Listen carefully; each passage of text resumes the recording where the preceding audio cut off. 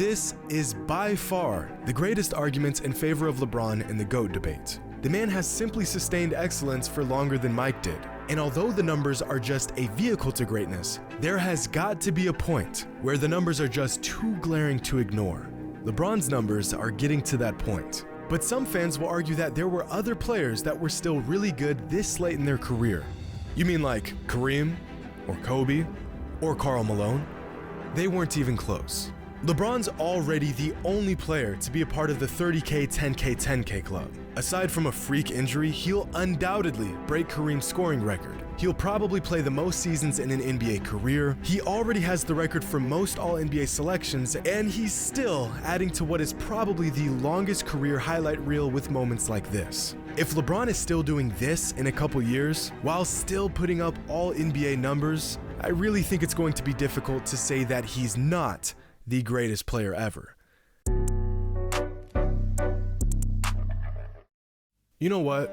I'm just gonna say it. While LeBron's legacy is growing as he plays more seasons, Michael's legacy would have been slightly diminished if he played more seasons. Of course, this isn't a matter of fact, but all the evidence points towards this assumption. Michael Jordan retiring after playing just 13 NBA seasons in 1998 was the best thing he could have ever done for his legacy. The Bulls were not going to win another championship, and the backbone of the dynasty he had built had all but vanished by the beginning of the 1999 season. If he had played through that 3-year retirement gap from 1999 to 2001, he would have either stayed with the Bulls and put up huge numbers on a losing team, or signed with a different team and chased rings. Both options being far less illustrious than him going out on top with the team that drafted him.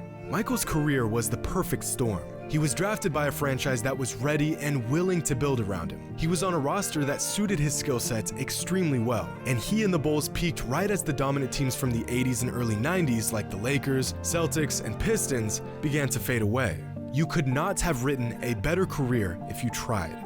On the other hand, despite his success, LeBron really got the short end of the deal many times throughout his career. He spent his first 7 seasons in the NBA playing for a team that could not have cared less about building a coherent team around him. He spent 4 straight finals going toe-to-toe with the most dominant dynasty in modern NBA history outside of Jordan's Bulls. While Michael was surrounded by players who were all willing to buy into their system, LeBron has spent many years carrying the load of bad rosters and seemingly incompetent teammates. Part of which is his own fault for trying to play GM and putting together piss-poor rosters.